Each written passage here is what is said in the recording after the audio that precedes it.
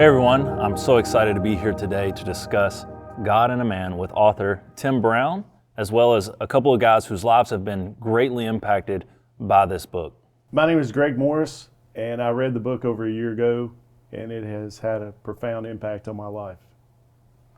My name is Bobby Schiavone. I'm from Louisville, Kentucky. I was given the book by Tim's cousin, Bobby Bryant, and sat on my shelf for almost a year until I read it about 6 months ago and absolutely changed my life. I'm Tim Brown. I'm the guy that God gave an assignment a few years ago, the most unlikely guy, to write a book about how he has totally proven to me that he is who he says he is. Awesome. We're going to get into a roundtable discussion now just about this book and the impact that it's had. I'd love to go around and each of you just briefly discuss kind of how you got introduced to it in a little bit more detail and the immediate impact that you saw that it had on you. Well, I read this book about a year ago, and as I told Tim after I read the book, I did something that I had never done before in my life, which was pick up a book and read it in one complete setting. Usually it takes me several days to get through a book, but this book I was able to read through in one day.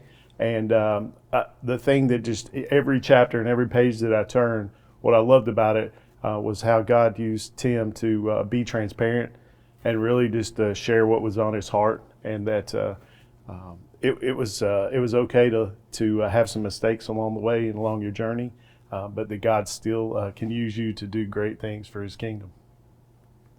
That's great. I picked the book up last Thanksgiving, read it on an airplane, and the comment from my wife was, "I've never seen you not sleep on a plane." And I could not let go of the book, mainly because the parallels are to my story, how God can use that one man, the transparency and transformation of Jesus. And I stalked him. I went after him and said, we got to meet. We got to do something more here in Louisville with this book. And so this is another opportunity for me to do that.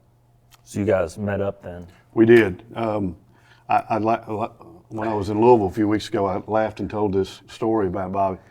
You know, when you kind of put yourself out there, for lack of a better term, whether it's ministry, the book, whatever, I have gotten in the few years, I've gotten some messages from people that, you know, you just kind of have to step back and go, okay, could this be kind of a nut job or what? You know, so I've had to kind of be careful. And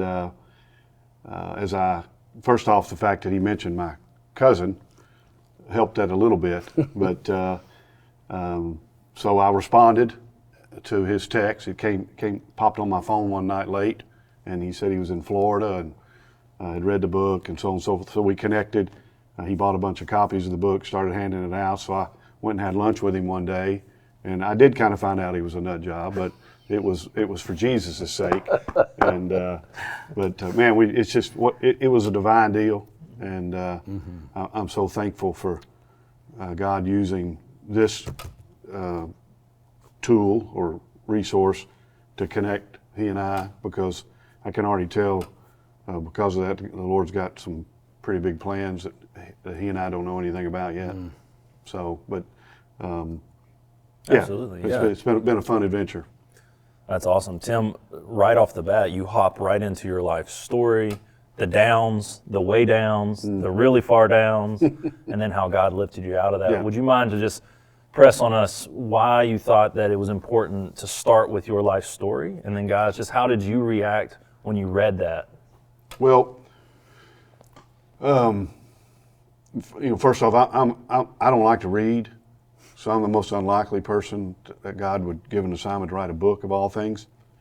But the reason that I really started to write the book was I had a lot of people around me telling me that, man, your story could really help a lot of men and give them some hope.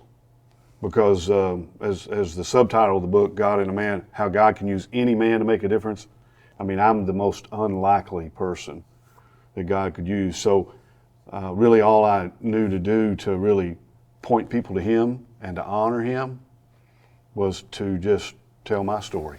Because, again, I am the most unlikely person. I said this recently on a radio show, actually Bob was part of, that if you took a bucket and dropped if God took a bucket and dropped 1,000 men in it, and he just was going to reach down in there and grab one, I would be the one at the very bottom that his hand would probably never get to. But for some reason, he did. And so to show my sincere appreciation for the gift he gave me of my salvation and something I didn't deserve, and his life in me, I thought I just got to tell people who I was and my story, because then they can't, in my opinion, they can't really question who God is when they know my story. So that's great, guys. How did reading his story kind of relate with you?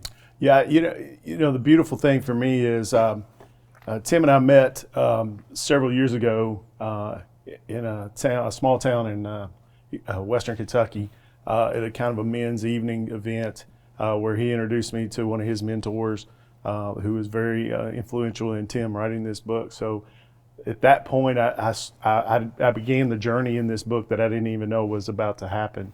And so as Tim and I grew over the years, we figured out that we had worked in the same towns. We had experienced and met a lot of the same people over the years, and we had no idea that our stories were being intertwined at different time frames. And but we made a strong connection and continued to grow over the years. And so, and I think that helped me to stay in the book in one setting, because obviously I knew Tim.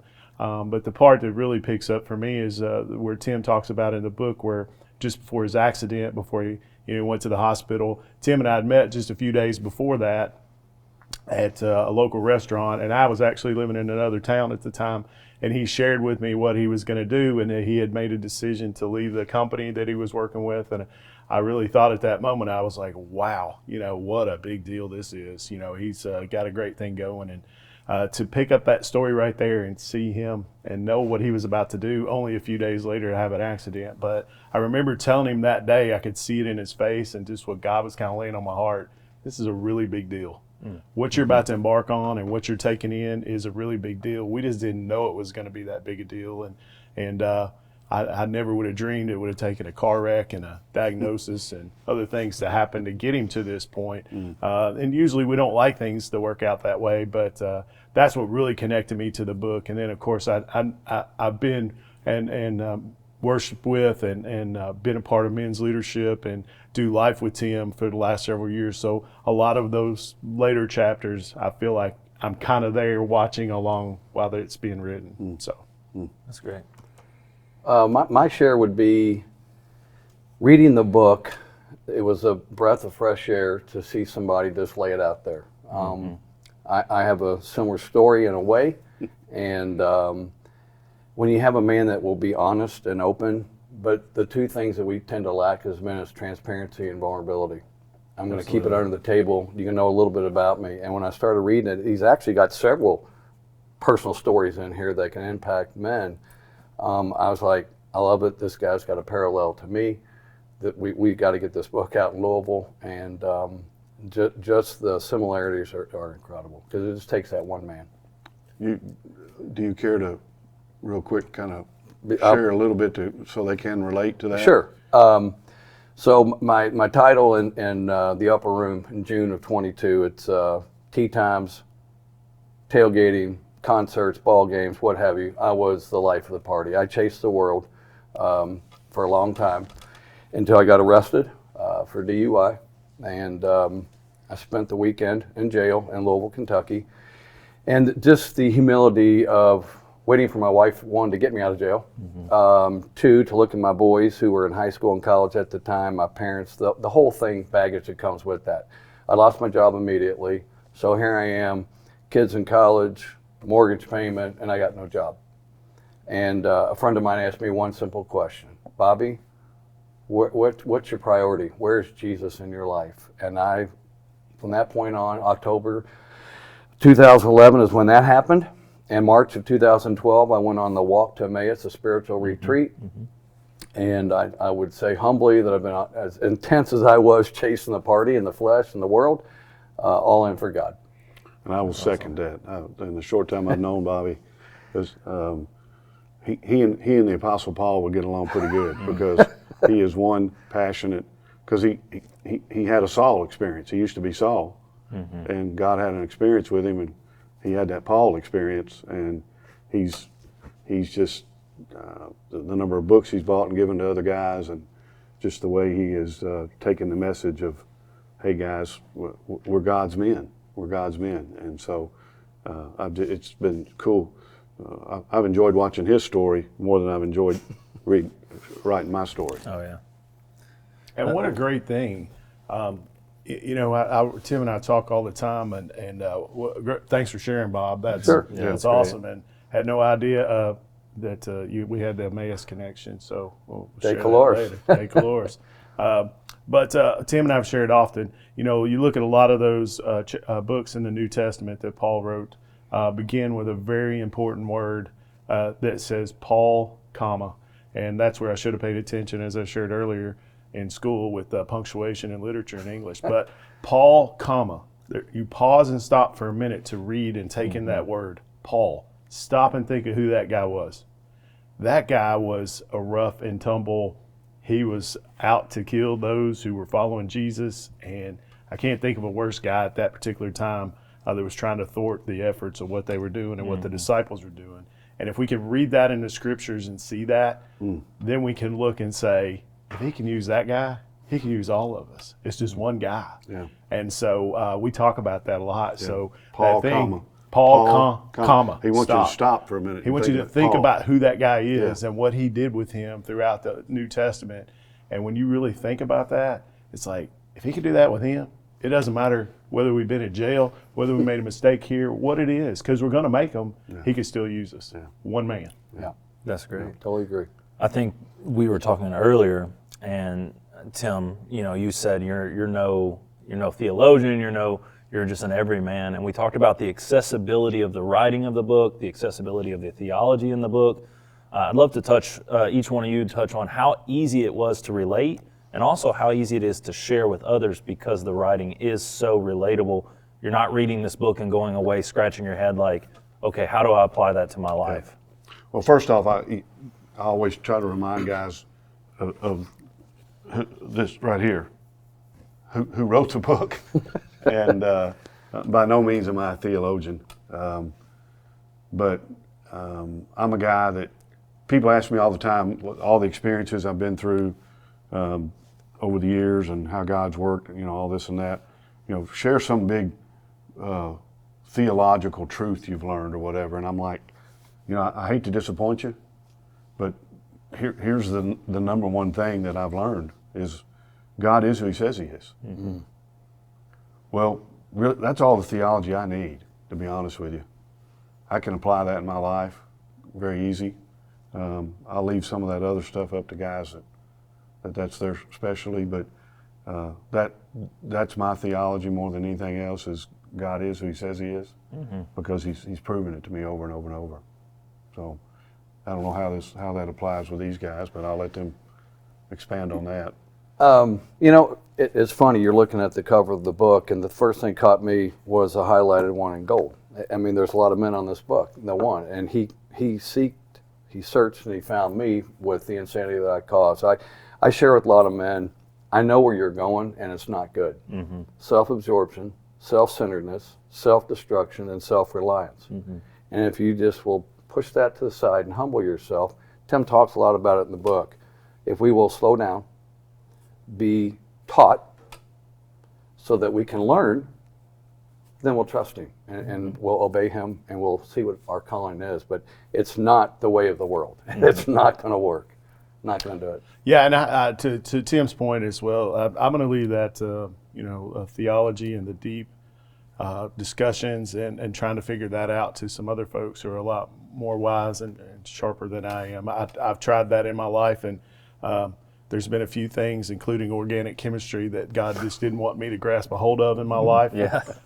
And so he wants me to keep it simple and to stay focused to the main thing, as we say. Mm-hmm. And so I think it's beautiful throughout the book. Every chapter relates a story and how God is intertwining in each one of those examples of what's going on in his life, good, bad, or ugly.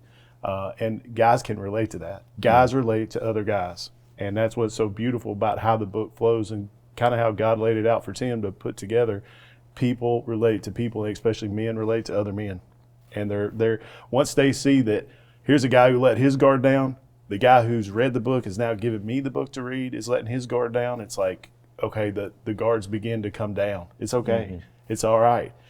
Because if we're looking for perfect guys, we're out. You know, we're not going to find them. There was only one. So that's what makes it so easy to communicate and share with another guy and get them involved with the book, because it shows, hey, that's my story. It's close, but look at what God did in his life, and it's beautiful. It just yeah, flows. you know, one of the things that kind of what Greg's saying is the relatability of it that I didn't realize was going on until some guys started sharing this. I've said there's been about 3 things that guys that have read this have consistently come back and said feedback. Number one was what these 2 guys shared was they read it in one sitting, heard that a lot. Yeah. The second one is the transparency. But then the third one is that I've had a lot of people that know me that have read it just say, man, I didn't realize how big a train wreck you were. Well, yeah, because I mean, honestly, you're talking about the guy who always looks. You know, I learned from a guy a long time ago. If you don't know what you're doing, you better look like you know what you're doing and act like you know what you're doing. Sure. Tim looked head to toe like he walked off a GQ magazine, like he had it all together, because that's the business he was in. Right. But yeah. And so many of the guys have told me that because I was such a train wreck, they were like, well, I kind of feel better about myself. Yeah. So it's been really easy for me to share the book with somebody else because I was never that bad a train wreck as you were. So I felt pretty comfortable giving the book to somebody else. And I'm like, okay, but whatever works for you, that's fine. You know, if you want to use me for that, that's fine. But I think I say this all the time. I mean, dudes just want us to be honest with each other. And you know, Greg, I'll share my junk. You want to share your junk, and we'll be okay. Yeah. And so, but you know, most men are so caught up in wanting to portray this identity that they got it going on, and obviously, I think the enemy has convinced most men. I talk about it in the book, and the study I wrote, "Don't You Know Who You Are," based on identity. Most men believe what they do, what they have, and who they know is who they are, and they try to portray that and live that out. So for that reason, they're not going to be real transparent. They're not going to share their junk with you. But you know, how prevalent is shame in masculine culture? Ooh, man, wow, yeah. I think it's one of the things the enemy uses and just paints us up and down with it. You know, as much as he can. That's my thoughts. I mean, what? You didn't have any shame with your. You know, I was shameful. Not for me. It was bizarre. It's like I didn't care about myself. I mean, I sat there for quite a while. It was getting out and facing my family, my parents. But you got to push that to the side. You know, I learned a long time ago in this process that God's grace is greater than my sin, and I was up there. Because I see so many men doing it. You talked about the game last night. I was with a bunch of guys at an establishment watching a game, and just like, oh, thank goodness I'm standing over here like this now. Thank God, grab me, because I don't know if it's shame, but they don't go that next step of being vulnerable. They just won't do it. Yeah. Greg, shame at all for you? Oh yeah, I mean, it happened. You don't see that with other guys, do you? No, I never. You know, I think back. You know, I had an opportunity to spend some time in another town for several years and was involved with some men's ministry there. And I can just close my eyes and see having conversations with guys and thinking about their shame that they were going through, and thinking about several of those conversations all coming down to the same thing. They faced their family, they faced everyone, they faced their church. They got past it. They did what they had to do, but they never, ever got past the fact that they could forgive themselves because the Lord had forgiven them. So they forgave themselves. Well said. And that was tough. And so holding their hand and kind of walking along saying, it's okay, man. You've done all this. Now you can let it go. You can truly let it go. Cut that magic fishing line. You keep dragging that behind you. That keeps dragging behind you with that. Let it go. and grasp the concept that it's over, it's done. Let's move on from here and let God use you moving forward. Forgive yourself. Well, that's one of the reasons. When I was writing the book, chapter 1, I opened about telling the story about where I was going to kill that guy. Mm-hmm. Well, that was further in the book initially. Yeah. But as I was kind of finishing everything up, I had a conversation with a friend of mine, and I said, I'm really thinking about putting it first, because that's something I was so ashamed of. Mm-hmm. But I think I want to start with that and get it out there, because the rest of it is I can show you. I mean, that was something I was so ashamed to admit that. I mean, my boys read this book. My grandkids are going to read this book, and I'm ashamed that they're going to know that about me. But it's over, mm-hmm. and I needed to get that right at the beginning. I want to look. I was going to kill a guy, and I was ashamed of that. Yeah, you brought up a good point, and you're reinforcing that. Why as men are we so scared about the shame in our life? Just to lay it out there and say, I'm here to help. I've been there. I've experienced it. Let's get together. Well, I think it's a great point, Tim, and I've talked many times, and this is hard. It's hard for all of us. We fear pain. Mm. Oh, we good. fear pain, mm-hmm. And being vulnerable and sharing and putting that shame out there causes some pain. And we're in this culture. We're not supposed to have that. We're not supposed to have pain. We're not supposed to have something in our saddle, a burr in our saddle, as they say. And so we're scared to get involved. We're scared to pick the book up. We're scared to put it out there, be transparent, because something's going to happen. It's going to cost you something. It's going to cost you maybe a relationship. It might cost you, some great days that you thought you were going to have, not going to have. It might cost you financially. It might do a lot of things for you. But we're scared of that pain. And once we kind of begin to put that behind us and say, man, this is going to hurt, and not just physically, it could hurt mentally, it could hurt in a lot of ways. Once we get that behind us, we can really grasp and look forward and say, yeah, I can have this freedom and I can move forward. And I know it's going to work out. He's going to intertwine that story. And I think that's what, when we see in Tim's book here, there's a lot of pain mm-hmm. from the guy who's wanting to kill, from, from having kids early on and living in not such a great thing, and, having the wreck and the sickness and everything he's kind of been through. All of those things, he's shown that even through that pain, watch how God's taken care of that and intertwined it and moved him to where he is today. Yeah, I had written in my notes that chapter 4 is called The Greatest Thing That Ever Happened to Me. And you opened with a Bob Warren quote that said, "Never take measures to alleviate difficult circumstances until you are certain that you have learned all that you need to learn from the situation. When you alleviate problems prematurely, you end up having to repeat the class." Yeah. Well, wow. I've said over and over and over that apparently I'm a horrible student because I've had to take the class over and over and over. And Bob used to always remind me of that whenever I would call him and say, Bob, I'm going through this. This is awful, and all this and that. And he'd say, well, now, Tim, remember, the human tendency is to try to alleviate pain as quick as you can. Mm. But you need to remember that pain has purpose. There's always purpose in pain. And don't try to alleviate the pain in your own power until you're sure you've learned everything God wants you to. Well, that's hard to do, man. When we're in a society today where when you encounter pain, you're like, I got to get rid of it as quick as I can. Give me some Tylenol, mm-hmm. Or whatever, But Bob would I know Greg's heard this statement over and over. He would always say, if we could ever learn to make pain our friend. Yeah. And I always thought, Bob, that's the craziest thing I've ever heard. Yeah. But he was right. I mean, when we can really understand the purpose in pain and make pain our friend and understand that he will use that in ways that we can't imagine. Now, I'm not saying, everybody that's watching this or reads the book, you need to pray tomorrow, say, God, give me a bunch of pain. Don't do that. But realize that pain has a purpose. I would not be sitting here today without pain.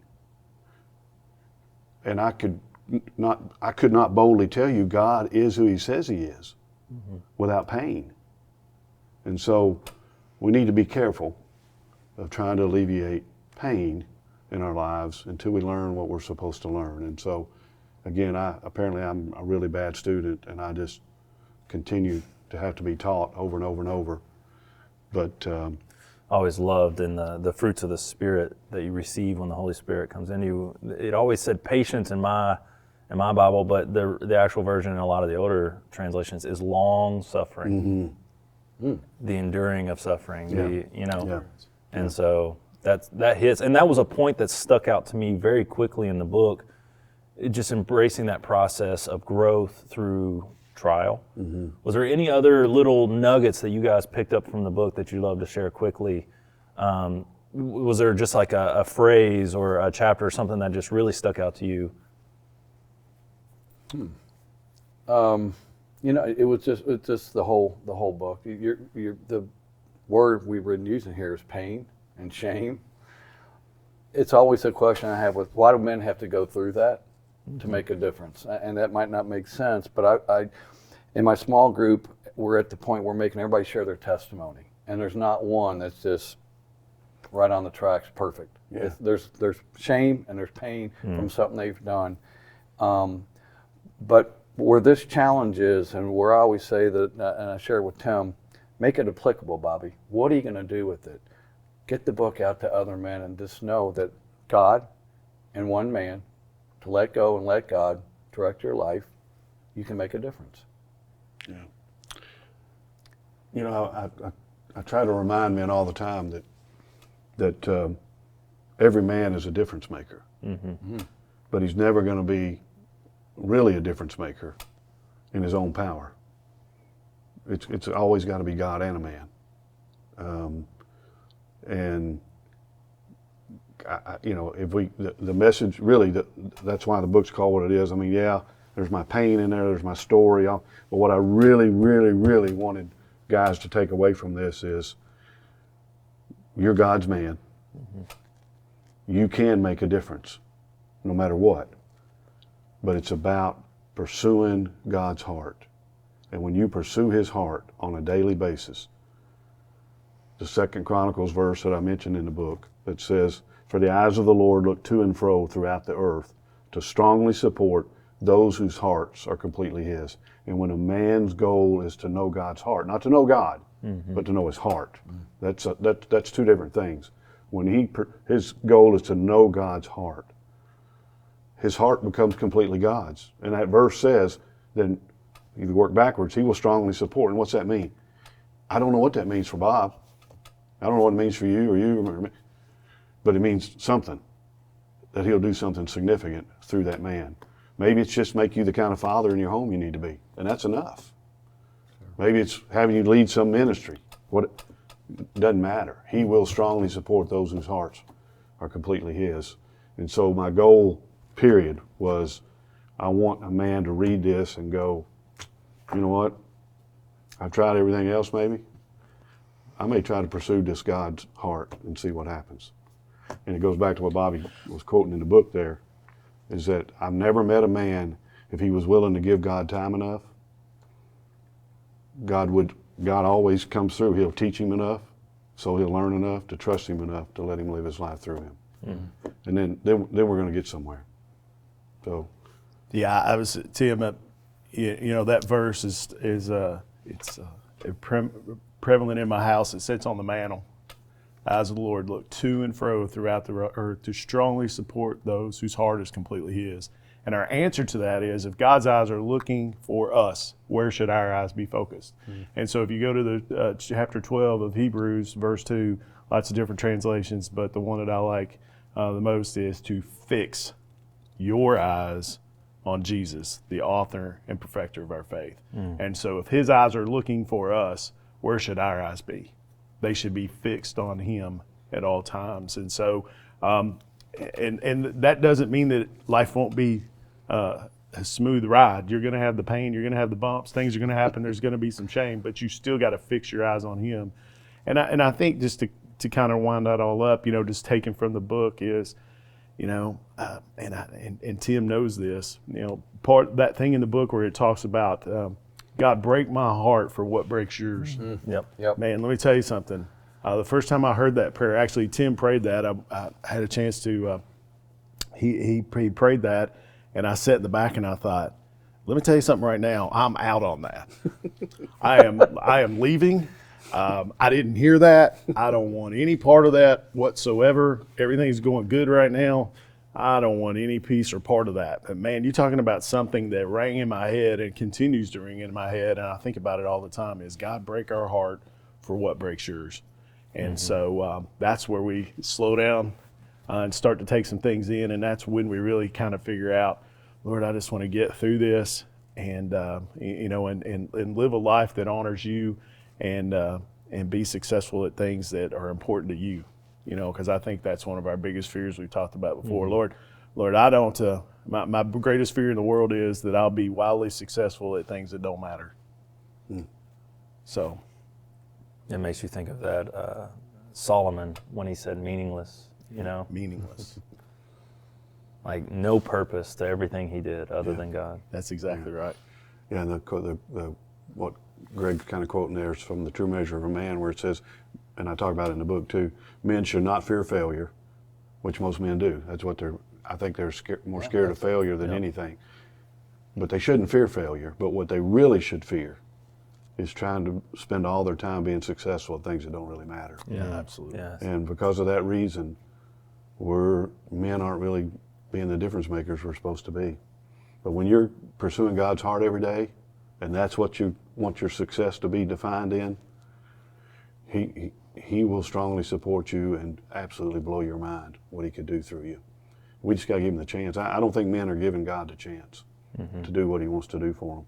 I think He sits up there sometimes just with His arms open going, man, look what I got for you, Bobby. Come get it. And man, when we get that and we get that hunger, you got to get out of the way of a guy. You got to get out of the way out of this guy. I mean, this guy is on fire right now. You got to get out of his way because he's going to make a difference. Have you guys quickly share it? And you had said you had bought and given out the book to other people. Yes. When you guys have shared this with other people, what are people saying? How are people reacting? We had a nice roundtable in Louisville a few weeks ago. Some pastors and some other lay people. For me, I ordered the books to give to men that are in my small group that I want to see them go that next step. And the challenge is, when you finish reading the book, pay it forward. I don't care where it goes, get it to another man so that he can read it. And that's the only way we're going to make a difference, as Tim said throughout this book. We look for success in all matters of our life instead of significance. And we were created to really do three things: love God, love our neighbor, but most importantly is make disciples. What does that mean? That means the way we did things aren't right. Drop your nets and follow Him. And so I'm passionate about it. I've been termed intense, and I am an intense guy, but so is Jesus, so why not? That's right. Yeah. And Jesus was even called crazy every now and then. You haven't been called crazy, have you, Bob? Yeah. Well, certain people. Have you had the opportunity? Yeah, to you share? know, I have. I've shared the book with a lot of guys, and the great thing is, most everyone I've shared it with has come back, you know what, I read that in 1 day or 2 days, and man, I've known that's kind of fits my story, and I had no idea other guys are going through the same things other guys go through. And that's what makes it so unique, is it starts to break down the barriers to say, wow, I really am a messed up guy, but so is every other guy. Yeah. You know, and that's okay. And God's going to get you through it. So, and I just challenge them to pay it forward, just like you said, or call me back and I'll get you another book. However, let's just keep reading and keep sharing. But don't stop there. You know, read it once. Pick up another book. Read this book again. Use it in a small group. Take something from it and challenge the guys that you're with, or that guy that you drink coffee with or eat lunch with. Just take something from it and use that to allow God to teach you and mold and shape your life. So a lot of, we talked about before, a lot of books that you read, they're great information, but not practical to use immediately. The information that you guys got from this, how quickly were you able to implement? Instant. I mean, yeah, when you let your guard down and say, oh, okay, yeah, you are in control. You are who you say you are. Okay, so there's no, and no matter how far we feel like we stray sometimes, I heard someone share this one night. We think that, we got to get our life together. We got to do this. We got to line this up. And then I got to go search for God. Just turn around. He's right there. Yeah. He's right there. He's going to be nose to nose when you turn around and make the decision to turn back and go and listen to what he has to say to you. He's not miles away. He's right there. Trust him. Says that he pursues us, right? That's exactly right. So if he pursues you, he's pretty much right on top of you. Yeah, he's looking for you. He's looking for you, and that's what the scripture says. So where do your eyes go? Yeah. Yep. That's great. How practical was it for you, Bobby? The big word I try to use a lot is what you're saying, application. Tim took his story and put it in a book. Mm-hmm.